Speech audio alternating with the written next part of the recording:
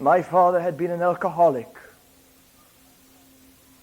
Somehow the devil destroyed his life, and we wept through alcohol in my home.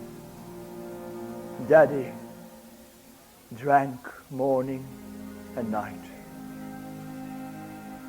The higher he went in position in his work, the more socializing he had to do.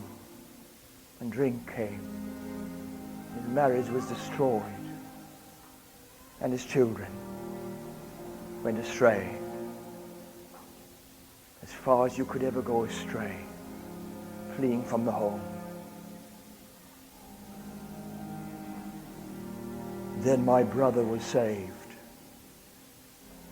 So wonderfully saved that one look at his life made me seek after God and thirst for God. As your brother looked at you, one look at your life and thirsted for God, young man. Daddy saw my brother turn to God, and then he watched me turn to God. My father took one long look at us. One long look at us and went into the room and shut his door. And for hours on his knees, he called on God to save his soul.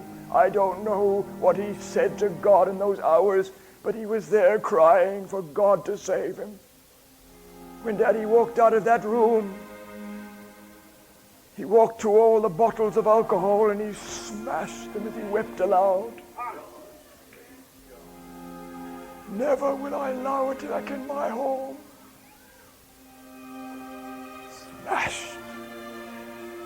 He didn't go through withdrawal stages of alcohol. He didn't touch it again. He didn't want it again. God saved him from sin. He smoked 60 cigarettes a day.